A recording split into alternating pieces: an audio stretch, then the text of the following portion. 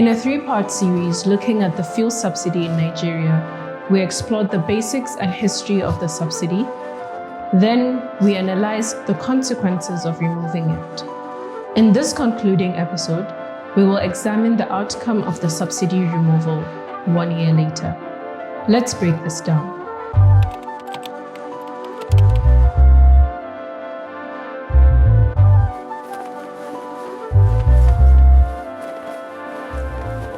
Subsidy payments in Nigeria's petroleum sector have been a subject of intense controversy.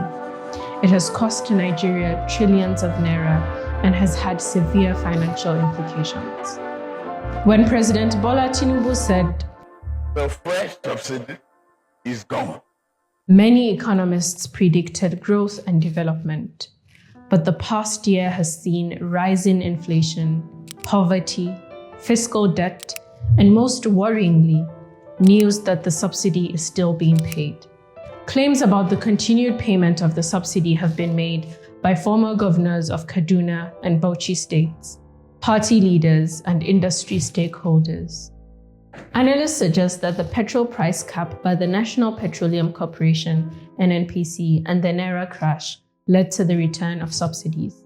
In 2024, Nigeria is projected to spend 5.4 trillion naira to keep petrol prices stable, a 50% increase from 2023. It will borrow an additional 6.6 trillion naira to fill the budget gap, according to a draft document seen by Reuters. Additionally, fiscal debts have reached alarming levels. The implication of this is that the government has very little money to spend on essential services, like building infrastructure, healthcare, and education. The NNPC is reportedly burdened with a debt of $6 billion owed to fuel, approximately 9 trillion naira. However, the NNPC later denied these claims. According to an IMF report, in Nigeria, the debt service burden amounts to around 56% of tax revenues. In simple terms, it means that more than half of the money Nigeria collects from taxes is used to pay back its debt. The IMF and other global financial institutions have warned that high debt levels are risky and called on the Nigerian authorities to pursue fiscal reforms and policies focused on sustainability. The removal of the fuel subsidy has had severe consequences on the cost of living in Nigeria. Inflation has surged to its highest level in the last 3 decades, while the naira has sharply declined against the dollar. This has caused significant price hikes for necessities such as food, cooking gas, medicines, fuel, and public transport, putting pressure on household finances. Nigeria's inflation rate reached nearly 34% year on year, with food inflation rate at about 40%. Many households can no longer afford food items like potatoes and tomatoes. As a result, people are turning to alternatives such as using pumpkin to prepare stew and opting for other carbohydrate options. Hunger is becoming prevalent, especially among the lower class. The Nigerian government has faced pressure to set price controls, give out palliatives, and increase the minimum wage to alleviate the suffering.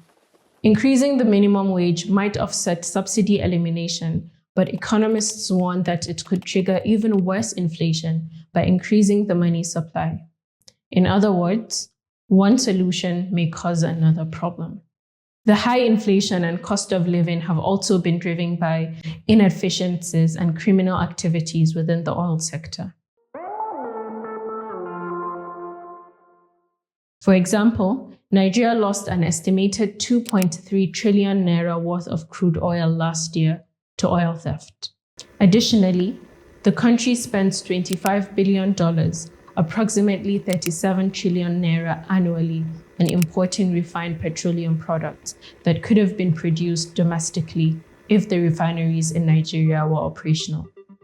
1 year later, the fuel subsidy reportedly remains in effect. By 2025, Nigeria's budget and expenditure may rise due to inflation and foreign exchange fluctuations while government debt continues to increase. Refineries remain non-operational and sectors like security and education continue to struggle. Nigerians are battling a harsh cost of living crisis and are complaining bitterly about the unfulfilled promises of ease. To make Nigeria's refineries functional, analysts propose diversifying ownership and involving private sector investors in management. This approach could bring expertise, efficiency, and capital needed to revive the refineries. The goal is to reduce costly imports, eliminate fuel queues, and lower fuel prices. In general, comprehensive reforms are essential to reduce inflation and establish a stable and efficient petroleum sector in Nigeria.